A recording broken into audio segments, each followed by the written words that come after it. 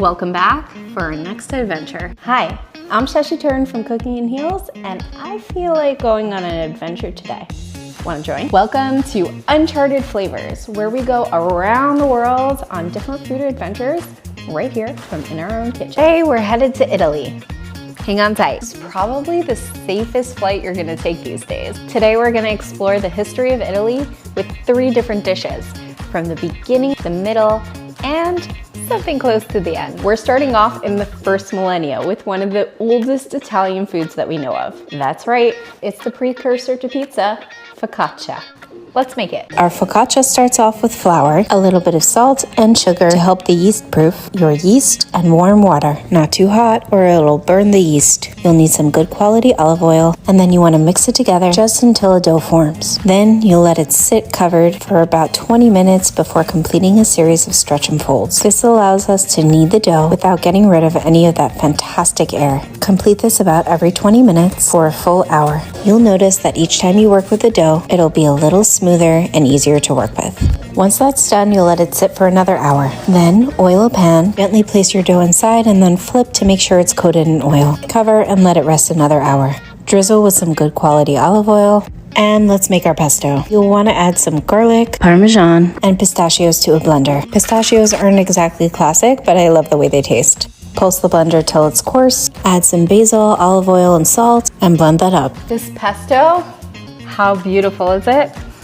I wish you could smell it. Wow, there's a reason why it's a classic. Dot your pesto over the focaccia and give a gentle spread. This is my favorite part.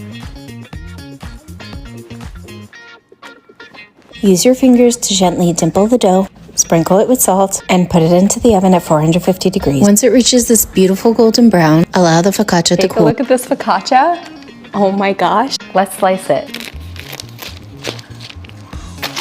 That beautiful crisp sound is exactly what you want to hear, and that soft, fluffy inside. Look how stunning and fluffy that is. I mean, come on. This is next level. On the side, we're gonna have all our bread together and just have a little bit of olive oil and some of our caramel glaze for dipping. I can't lie, I'm so excited to taste this.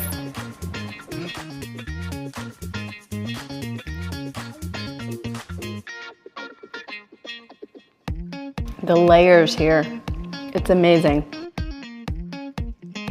If you don't feel like making your own focaccia, you can take a flatbread and whatever you add on top, this glaze will add so much. Next, we're headed to the 13th century, where shepherds decided to bake ricotta by putting it into a wood-burning stove. Not a bad idea. Baked ricotta couldn't be easier. Just mix some ricotta cheese with grated garlic, parmesan, lemon zest, egg, and oil. Add it to a baking dish, top it off with a little more parmesan cheese, and bake until golden brown and bubbly. We're gonna add some roasted grapes as well. Just add olive oil and salt. Just look at how beautiful this is. We'll take a little bit of our raspberry glaze and just drizzle it on top. Good quality olive oil. Now we can take a couple of our roasted grapes and just add them to the top. You can't tell me you wouldn't serve that at a party. It's like a savory cheesecake. It smells so good. Okay, that's not something I would have ever thought to try, but it's so good. That raspberry glaze just takes it to the next level. It's already delicious, but it's very, very savory. So when you add the glaze, it just brings the layers to the dish.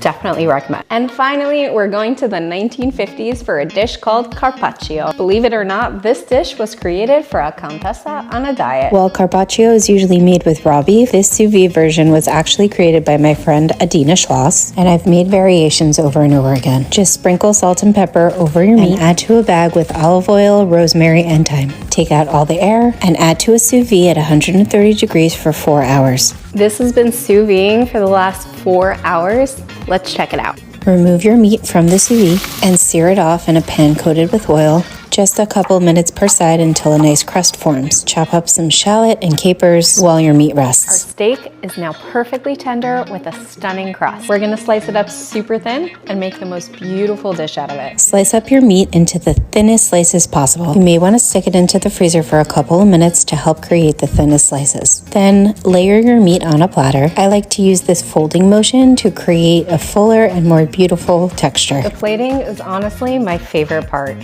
Don't forget to use gloves if you're serving to anyone besides your family. Sprinkle this with a little bit of chopped shallots and some chopped capers as well. I like to top it off with some lemon zest, flaked sea salt, and microgreens around the edges and a little bit in the center.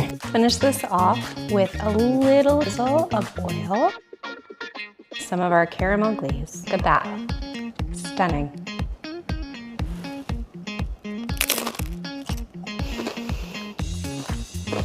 Oh my gosh, everything just melts in your mouth and it's so tender. You get the sweetness from the glaze and the brininess from the capers, and it's such a great dish. Plus, you don't have to worry about all your guests being weirded out by raw beef. And yes, I am definitely taking another bite. This has been such a fun opportunity exploring the history of Italy from in our own kitchen. Come back next time and join us for another food adventure in uncharted flavors. I'm Shushy Turin, and have a great day.